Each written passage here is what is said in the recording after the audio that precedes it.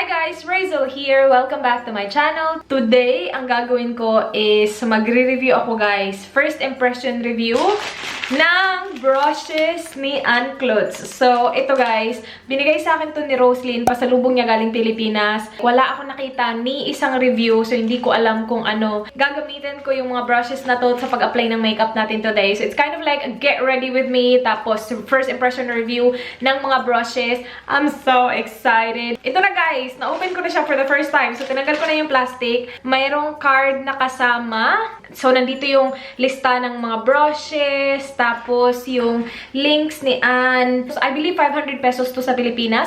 So, 10 brushes for 500 pesos. Mura na yun ha. So, okay na kapag okay siya. Okay na kapag okay siya. Ano yun? Anyway, yung pouch niya guys, maganda. Ganyan yung itsura. Hello! Wow! Akala ko marble yung ano niya.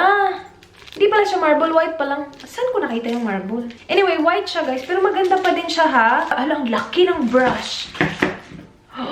Ito yung brush na ginagamit ko pang blend, pang highlight. Ooh, nice. Soft. Okay, wait. In fairness guys, ang soft ng brushes. As in. Pero ang cute niya. Ang ganda ng kulay. Rose gold na puti. Tapos yung bristles niya may pagka very light gray. Kung matagal na kayo nanonood ng mga videos ko, alam nyo na hindi ako nag-eyeshadow talaga. Kahit na anong party pa yan, hindi ako nag-eyeshadow talaga. I like to keep it simple. Pero meron siyang mga eyeshadow brushes dito. So maybe guys, in fairness dito ha, sa size ng mga brushes na to, like tingnan nyo siya, malalaki yung brushes. So for 500 pesos, kahit na hindi ko pa siya nagamit, I'm pretty sure it's gonna be worth it. Kasi yung iba na mura ng mga brushes, maliliit sila, 'di ba? Parang travel size. This one full size talaga siya, guys. Sagana sa bristles, hindi tinipid yung bristles. So ito, this is the powder brush, the flat angled kabuki brush. This one is the contour brush. This one is a blush brush. This I'm really excited about. This is the big blending brush. We have a concealer brush, which to be honest with you, I don't use this kind of brush at all. Small eyeshadow blender. This is a highlight brush. We have an eyeshadow shader brush. A small angled brush. Ang gagawin ko guys is gagamitin ko siya kung paano ko siya gusto gamitin. Like, if I want this powder brush to use as a blush brush, for example lang ha, I will do that. I'm not gonna follow like specific instruction. Okay, so magsisimula na ako sa makeup ko. I'm just applying primer now. Yung gamit ko is the NYX Angel Veil Primer. Okay, now sa foundation naman, I will be using the Too Faced Born This Way Undetectable Medium to Full Coverage Foundation. I am in the shade Sand. So, yung gagamitin ko guys to apply foundation is yung flat angled kabuki brush. Okay, ito yung pinakaunang brush na gagamitin natin guys. And, alright. Okay, na-blend naman yan ng maayos. Sobrang maayos actually yung foundation ko. Nung first na pag ganun ko sa kanya sa mukha ko, sabi ko, mas prefer ko na mas maikli yung bristles para mas dense siya, na hindi siya parang like bumubuhaghag sa mukha mo. Pero as I was blending, na parang okay lang pala na hindi siya ganun ka-dense. Wala akong mga nakikitang brush strokes sa mukha. So, okay naman siya pag-blend ng foundation. Now, sa totoo lang, I'm not sure kung I will reach out to this brush kapag nag-apply ako ng foundation. I prefer like a very dense brush kapag nag-apply ako ng foundation kung hindi ako gumagamit ng sponge. Hindi siya kasing dense. Pero kapag wala kayo ng dense brush and ito nasa kit na to and ito lang yung meron kayo, okay na okay siya pag-apply ng foundation, guys. Just because I have other brushes na magagamit to apply my foundation. Like, I have been using my paddle brush and I have been loving my paddle brush. I just like the way it applies my foundation. Mas madali din siya mag-apply. I'm just being honest ha, hindi ako magre-reach sa brush na to apply foundation. Just to put it out there as well, ito lang talaga yung opinion ng isang like, normal lang nag-a-apply ng makeup araw-araw. Hindi ako professional. Pero again, na-blend niya yung foundation ko na sobrang ayos. Now, we will go ahead and apply concealer. Gagamitin ko yung aking Maybelline Fit Me Concealer. I am in the shade Medium. Now, gagamitin natin yung concealer brush niya. Again, sa concealer guys, yung ginagamit ko is either sponge or yung paddle brush ko. Kasi lagi ako nagmamadali. So, yung paddle brush kasi, Yung paddle brush kasi, sobrang bilis lang niya mag-blend talaga. Pero, I will use it now. There's really nothing wrong with it. I sometimes use it like very rarely lang to, like, clean my eyebrows. Again, very rare lang ako gumaganon, guys. Pero, to blend concealer, matagal kasi siya matapos kasi maliit siya. So, I don't really use brushes like this. Pero, it's good to have kasi it's a really nice brush to clean off, like, you know, yung mga eyebrows. Okay naman siya pang blend kung may time kayo. Now, sa brows naman tayo, gagamitin ko yung kanyang small angled brush. And I will be using my Detail Make Brow. Itong shade na to yung gagamitin natin, yung nasa middle. Now, sa brows ko, guys, mas prefer ko gumamit ng mas malaking version nito. Like, ganito. So, ito yung mga ginagamit ko sa brows ko. So, kung i-compare mo siya sa kay Ann, medyo may pagkamaliit lang yung kay Ann Clothes. Ito, preference ko lang ha. I'm not bashing the product at all. Kasi, so far, magaganda naman talaga yung quality nila. Pero, mas prefer ko lang talaga yung ganitong brushes para sa brows ko kasi, again, mas madali siya matapos and lagi ako nagmamadali. Yeah, I prefer na mas malaki ng konti. I like na very dense yung angled brush niya kasi yung iba na ganito, very flimsy na parang, ano ba yan, hindi naman tayo makadraw ng maayos. But this one, very, ano siya, very dense siya. So, madodraw mo ng maayos yung brows mo. So, yung ginagawa ko is start ako sa middle. Yan, in fairness naman sa brush. Maganda siya, guys. Nakikita ko tong brush na to mag-work sa mga nagsisimula pa lang mag-apply ng brush. Kasi yung size niya, guys, very perfect. Maganda na maliit siya. Ito kasi medyo mataba eh. Mas maganda siya. Parang may control ka talaga sa brush. Uy, in fairness sa brush na to ha. Akala ko hindi ko siya magugustuhan pero gustong-gusto ko siya. Gustong-gusto ko yung pagka-dense ng brush, guys. Feeling ko lang ha, sobrang magugustuhan to ng mga nagsisimula pa lang mag-fill in ng brows nila, yung hindi pa ganun ka-pro. Kasi meron ka talagang control. Gustong-gusto ko yung kung gaano siya kaliit kasi may control ka talaga kung paano siya. Basta mas okay siya hawakan, mas okay siya i-apply. Maganda to, guys. Bongga. Now, maglalagay tayo ng powder. So, yung gagamitin ko is the Airspun Loose Face Powder. This one is in the shade Rosy Beige. Maglalagay lang ako ng powder all over my face tapos i-blend natin siya gamit yung powder brush niyan. Now, ito sobrang excited ako gamitin siya, guys, kasi siya yung pinakamalaking brush and napaka-soft. Lahat ng mga bristles dito napaka-soft talaga. But this one I'm really excited about. Kasi what I use on my under eyes to set my powder is a smaller version of this na galing Suiva. Actually, kunin ko. Ito, guys, ito yung ginagamit ko pang set ng powder ko under my eyes. Gusto ko siya kasi pa-tapered siya and maliit lang siya. So, perfect siya pang under eyes. Now, I have a bigger version. So, nakaka-excite. Ang ganda niya tingnan. Hindi ko alam, siya yung pinakamaganda para sa akin. Anyway, blend natin yung Hoy, ang ganda niya, guys. Ang soft niya sa mukha. Perfecto pang powder brush, actually. Kasi it's big enough to use all over your face. Tapos, meron siyang pa-tapered na ganap para gamitin under your eyes, which is perfect. Pwede mo din to actually gamitin pang contour. Kasi nga, meron siya nung pa-tapered na ganap niya. So, pwede din siya pang contour kung gusto nyo lang naman. Okay, na-blend na natin yung mukha natin, guys. I love this brush. I really do. I know this is a blending brush, pero guys, ang laki nito para sa mata ko. Tignan nyo naman.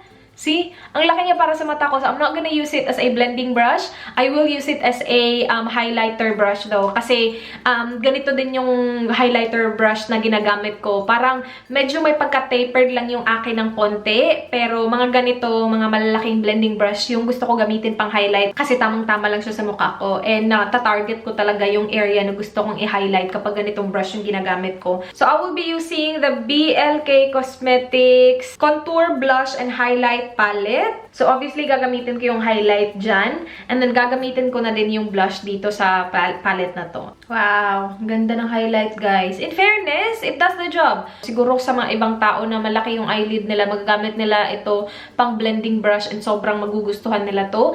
Now, at least, meron na akong isang extra. Kasi isa lang talaga yung ginagamit ko, guys. Isa lang talaga yung malaking blending brush na meron ako sa collection ko. So, at least, meron na akong isa. So, thank you! Oh, actually, gagamitin ko yung fan brush para highlight din. Ilagay na lang natin siya on top of that. You know what? Maganda itong fan brush na to, guys. Hindi siya sobrang buhaghag na fan brush. Na pag ganito na, yung ibang fan brush pag ganito na kasi. And hindi mo naman kailangan itong dito na part, 'di ba? Yung extra, yung ito sa ibang fan brush. Yan lang naman yung kailangan mo. So actually, perfect tong fan brush na to pang blend ng highlight. Bongga! Now, onto the blush. So, I will be using the same BLK Cosmetics. And this is her blush brush. Sa totoo lang, sobrang dense para sa akin itong blush brush na to. Mas gusto ko na hindi ganun ka-dense yung blush brush ko para hindi ganun ka-harsh tingnan yung blush. So, ito, dense talaga siya sa akin, guys. Yeah. I will use... Try natin i-use yung fan brush para ma-blend. Yeah. Kahit na dito ko na siya hawakan sa pinaka-ano, para light hand lang, dense pa rin siya. Pero meron naman sigurong ibang tao na mas prefer yung ganun dense na. Kung ayaw nyo siyang gamitin as a blush brush, pwede nyo din siyang gamitin na foundation kasi it's dense enough to apply your foundation. It is still a useful brush. Again, you can use this as a foundation brush. But para sa akin lang naman, I can't use that as a blush brush. Ginamit ko yung powder brush, guys, para i-blend lang ng maayos para hindi ganun ka-harsh tingnan yung blush natin. Ito, sobrang ganda. Ay, hala, lagi ko talaga nakakalimutan itong contour na to. Anyway, I will be using the Muro Muro Butter Bronzer from Physicians Formula. And we will be using this brush. Ang bango! Ang bango, grabe. Hala, ang ganda nitong brush na to, guys. Uy, walang etchos. Ang ganda niya pang contour. Guys, sobrang tagal ko na naghahanap ng pang-contour na brush. Ang ganda nitong brush na to. Hindi siya ganun ka-dense. And then yung length din ng bristles niya, parang perfect lang siya. Sa akin lang nga, para sa akin lang naman. I like na meron din siyang ganung shape na parang pa-flat na shape. Tapos, pa ganyan, pa-angle na pak na ganun. Tapos, ilagay mo siya dyan. Pak. So far, yung pinaka-paborito ko is itong dalawang to. Yung contour brush at saka yung powder brush. Nasabi ko nito kanina, hindi ako nag-a-apply ng eyeshadow. Pero para sa video na to, mag-a-apply tayo ng eyeshadow, guys. So, gagamitin ko is yung aking Suiva Rose Golden Palette. And I think dalawang colors yung gagamitin ko. I'll use this one as like a transition color. Parang wala lang to sa ano ko, sa skin ko, guys. Pero, yeah, that. And then this sa lid natin. So, dalawang brushes na lang yung natira na hindi pa natin nagamit. Small shadow blender. Blend an eyeshadow para sa... Ay, perfect yung shape niya! Perfect talaga yung shape niya, oh, sa mata ko. Sa totoo lang, akala ko hindi ko to magugustuhan tong brush na to. Kasi nung hinawakan ko siya, sabi ko, ang dense naman ito. Parang hindi naman mabiblend ng maayos. Pero in fairness, nabe-blend niya ng bongga yung aking eyeshadow. Oh, I love it. Nice. I like this brush. Now, gagamitin natin yung shader brush. Rose gold na shade na to. Tapos, lagay natin siya sa ating lids. Like so. I'm not gonna make this makeup complicated kasi I think I will take it off anyway. In fairness sa brush, nakaka-pick up siya ng color ng mabuti talaga and nata-transfer niya ng maayos talaga sa mata. Tingnan nyo.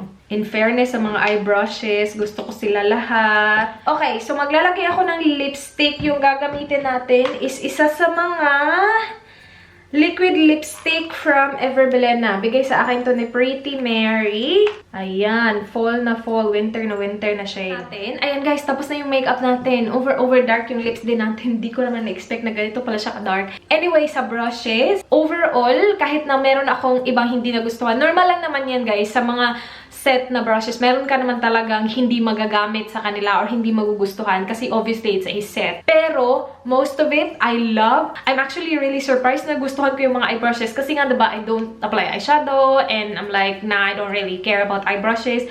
But in fairness, gustong-gusto ko yung mga eye brushes niya. Ito, again, I wasn't expecting na magugustuhan ko siya but it blended my eyeshadow really, really well. So, I love it. And this one applied the eyeshadow really well as well. Like, nakikita ko yung kulay. I'm not sure if you guys can see but hindi din naman siya ganun ka-obvious yung kulay niya. But I love the eye brushes. Now, the big blending brush, again, I use it to apply highlight. Now, it's not gonna replace the currently blending brush na ginagamit ko for highlight now, but thought it's a good, like, you know, alternative na kapag hinugasan ko yun, at least meron ako nito. And I will still continue using this. The angled brush na ginamit ko para sa brows ko, again, I was surprised na nagustuhan ko siya, but I really like it. I can see, like, yung mga nagsisimula pa lang sa brows na magugustuhan talaga nila tong brush na to. Kasi, again, the control and size niya, it's just perfect. As in, sobra. Ay, nako, favorite ko sa lahat itong dalawang to. The powder brush is so good, as in sobrang ganda. Kung ito lang dalawa na to, I will pay 500 pesos. And yun, worth it na talaga siya. Now, merong tatlo na hindi ko masyadong bet, but then again,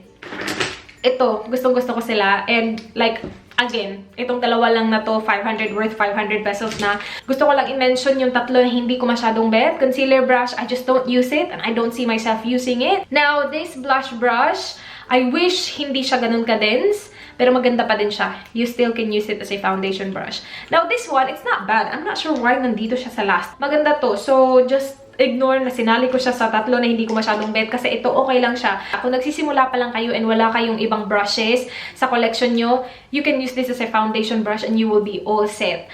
Ako lang kasi sa case ko, marami na akong brush and I'm really into my paddle brush. I really love using my paddle brush because again, it's really quick. Kung nagsisimula pa lang kayo, naghahanap kayo ng brushes, guys, I highly recommend. Again, meron akong iba na hindi nagustuhan, but for beginners, this is a perfect brush set. 500 pesos lang, ang mura lang yan para sa ganitong quality ng mga brushes and it's really good. I will keep you guys updated sa future vlogs ko kung ano nang ganap ng mga brushes na to. If meron mang kakaibang mangyayari in the future, I will let you guys know. But so far, first impression, I love it. I've heard na mahirap siya kunin. So kapag nag-restock ulit si Anne and you're thinking about it, wag na kayong mag-isip, bili na agad-agad kasi it's really worth it. Good job, Anne Klutz, as in very good job. I'm so proud of you, as in sobra. Congrats, Anne. Thank you so much, guys, for watching. I hope you guys enjoyed. Please like this video if you enjoyed. Please subscribe if you haven't already. I hope to see you guys on my next one. Do not forget, be good. Bye. Mwah.